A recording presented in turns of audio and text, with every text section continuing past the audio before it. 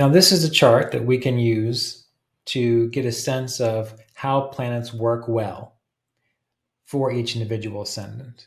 We're going to look at some thumb rules, some real basic information here. Mainly, the planets that tend to work very well for each ascendant, the best planets, are always going to be the ascendant lord. Now, those of you who may be new to this style of chart, you might want to take some notes here. This is Aries. This box right here is Aries. The next box is Taurus. The next box is Gemini, then Cancer, Leo, Virgo, Libra, Scorpio, Sagittarius, Capricorn, Aquarius, and Pisces.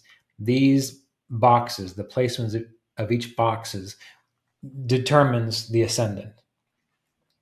When you're looking at a chart, there might be this little slash, this little line within a box. That means that is the ascendant. So in this chart, we have an Aquarius ascendant because this box is always Aquarius. But this isn't really a class on reading charts. I'm assuming many of you already know what we're looking at. But when it comes to the best and worst planets for each ascendant, what do we need to consider? Well, you're always, always, always going to be safe saying that the Lord of the ascendant is a good planet, the best planet.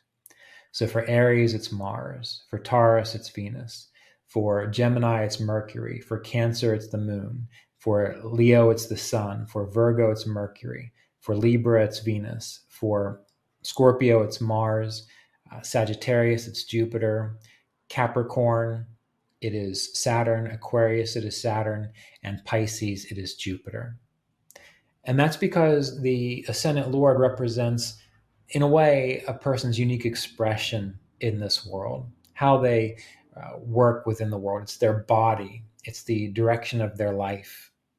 And so the ascendant Lord is always going to be considered one of the best planets. Now, we can also consider planets to be good, which are those planets which rule trines, houses 1, 5, and 9. And 1 is the ascendant. We've already discussed that. So planets that rule the 5th house from the ascendant, planets which rule the 9th house from the ascendant. These all tend to be planets which bring more success and well-being to a person. So the better supported the lords of the 5th and the 9th house, the better they are. Also, we can have planets doing well in angles or planets that rule over angles. We're getting a little complicated here, so I'm going to be hesitant with how far I go. It's often said that when a cruel planet, Mars, Saturn, Sun, rule over an angle, they tend to do better. And that's because the angles are places of strength, of activity, which require you to do something in the world, a place of karma. And when you have a cruel planet ruling over one of the angles, 1, 4, 7, and 10, that tends to indicate that the person has the capacity to engage the cruel tendency of that planet for success. Because in order to have success in this world, we have to work hard most of the time. Now, this is a rule I want to be very cautious with. And again, I spent a long time discussing this in the Asheville Vedic Astrology Apprenticeship Program, particularly dealing with the section on yogas, because many people try to quantify yogas or say they're going to be good or bad based off some of these real general rules. And they are just generalities. There's much more that has to go into it. But if you want to learn that, you're going to have to do a deeper study into Vedic astrology, or you're going to have to participate in the Asheville Vedic Astrology Apprenticeship Program. So anyway, back to our point today. The Ascendant Lord is one of the best planets. Next, you're going to have the lords of the 5th and the 9th house, the 5th of the trines, as being the best planet from the ascendant. It's possible that cruel planets can do very well if they are ruling over angles for the ascendant. Now, for each ascendant, what are we looking at here? Well, for Aries ascendant, we have Mars as the ascendant lord. Good. Then we go 1, 2, 3, 4, 5. Sun rules over the fifth house, so Sun becomes good for a Aries ascendant. 6, 7, 8, 9. Jupiter rules over the ninth house. So we have Jupiter and Sun and Mars as some of the best planets, generally speaking, for an Aries ascendant. For Taurus, we have Venus ruling over the first. Good. Then we have Mercury ruling over the fifth. Good. And Saturn ruling over the ninth. Good. That's the ascendant, and those are the trines. For Gemini, we have Mercury ruling over the first, Venus ruling over the fifth, Saturn ruling over the ninth. So these planets, when used well, can be very good for a Gemini ascendant. For Cancer, we have the moon ruling over the first, we have Mars ruling over the fifth, and we have Jupiter ruling over the ninth. So these are good planets for Cancer. For Leo, which is ruled over by the sun, ruling the first, good. Jupiter ruling the fifth, and then Mars ruling the ninth.